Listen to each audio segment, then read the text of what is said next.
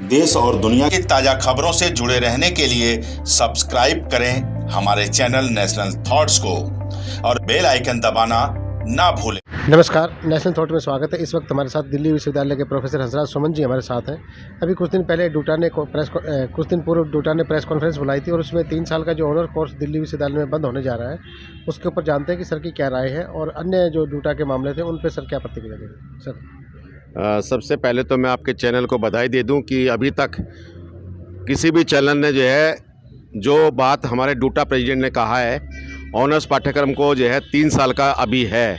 नई शिक्षा नीति के तहत नई शिक्षा नीति 2020 में आई और अभी पूरे भारत के अंदर लागू की गई है। और इस नई शिक्षा नीति के तहत 4 वर्षीय पाठ्यक्रम है। जो अंडर ग्रेजुएट का कोर्स है वो 4 ईयर का कर दिया गया है, जिसमें CBCS है, यानी कि CBCS के अंतर्गत 4 साल का ऑनर्स का पाठ्यक्रम होगा। और इसका डूटा ने पुरजोर विरोध किया और मैं भी विरोध करता हूं, क्योंकि 1 साल और छात्रों को हम अतिरिक्त क्यों पढ़ाए। हम तो पढ़ा सकते हैं, लेकिन 4 साल का सरकारी नौकरी के लिए आपने एक उम्र रखी हुई है कि आप 24 साल के बाद, 25 साल के बाद या 27 साल के बाद आपको नौकरी नहीं मिलेगी।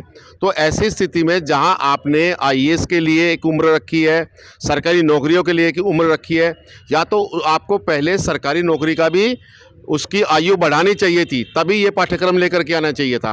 इसीलिए हमारे डूटा के प्रेसिडेंट प्रोफेसर AK भागी ने इसका विरोध किया है कि आने वाले समय में हम इसका विरोध करेंगे, क्योंकि ऑनर्स कोर्स हमारे लिए 3 साल का ही है। 4 साल का कर दिया गया, लेकिन आपने क्रेडिट नहीं बढ़ाए।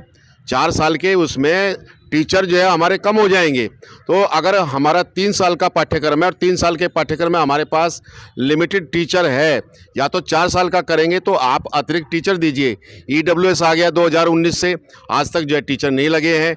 सेकंड ट्रांच आ गया, सेकंड ट्रांच के लिए टीचर नहीं दिए हैं। यानी आप दिल्ली सरकार तो अपने टीचर दे रही है, लेकिन केंद्र सरकार जो UGC के माध्यम से, MHRD के माध्यम से अभी तक जो EWS के टीचर आने चाहिए थे 10% वो अभी तक नहीं दिए। इसी वजह से हम विरोध करते हैं, या तो आप टीचर दीजिए और दूसरे संसाधन नहीं है। सेकंड ट्रांच के अंतर्गत करोड़ों रुपया कॉलेजों को दिया गया। कॉलेजों ने अभी तक उनके संसाधन पूरे नहीं किए हैं। और लैब की संख्या जहां अब पहले एक लैब में 15-15 विद्यार्थी होते थे, अब 40 का कर दिया गया है। 40 घंटे टीचर कैसे बैठेगा? एक सप्ताह में 40 घंटे ट्यूटोरियल का साइज बढ़ा दिया गया है, छात्रों की संख्या बढ़ा दी गई है। तो ऐसी स्थिति में आपने इतना बर्डन टीचर्स पर डाल दिया और आप दूसरे ऊपर से कह रहे हैं कि 4 साल का पाठ्यक्रम। तो हम इसका विरोध इसीलिए कर रहे हैं कि छात्र के ऊपर भी वजन बढ़ता है कि वह 4 साल के पाठ्यक्रम को कैसे करेगा। टीचर तो ठीक है, पढ़ाएगा, अपने आने वाले समय में पढ़ाएगा भी, लेकिन कम से कम जो विद्यार्थी है उसको 4 साल में आप डिग्री ऑनर्स की देंगे, 3 साल में क्यों नहीं? फिर आपने MA कर दिया 1 साल का और उसके बाद में PhD कर दी। तो आप BA के बाद भी कहते कि BA MA करने के बाद PhD करिए डायरेक्ट। और साइंस का विद्यार्थी वो ह्यूमैनिटीज़ में कर सकता है, ह्यूमैनिटीज़ का विद्यार्थी वो कॉमर्स में PhD कर सकता है। तो ये कोई ढालमेल इस तरह का है, साइंस का विद्यार्थी साइंस में PhD करे, कॉमर्स का विद्यार्थी कॉमर्स में करे, आर्ट्स का विद्यार्थी जो उसका सब्जेक्ट है वो उसमें PhD करे, तो वो उसके साथ में न्याय कर पाएगा। सर, आपका सीधा तौर पे ये कहना है कि नई शिक्षा नीति जो बनी थी बड़ी अच्छी बनी थी, लेकिन उसको लागू करवाने वाले लोग हैं वो इसे गड़बड़ झाला कर रहे हैं। बिल्कुल, देखिए, नई शिक्षा नीति में कोई कमी नहीं है।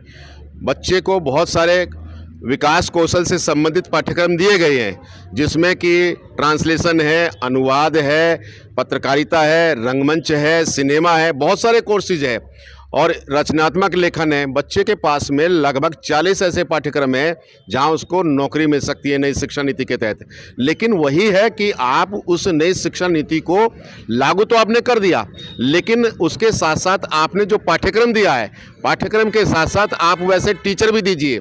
अब देखिए, जर्नलिज्म के टीचर नहीं है, सिनेमा के पढ़ाने के लिए टीचर नहीं है, अनुवाद को पढ़ाने के लिए टीचर नहीं है। तो जब तक आप टीचर नहीं देंगे तो ऐसे पाठ्यक्रमों को लागू करने से क्या लाभ?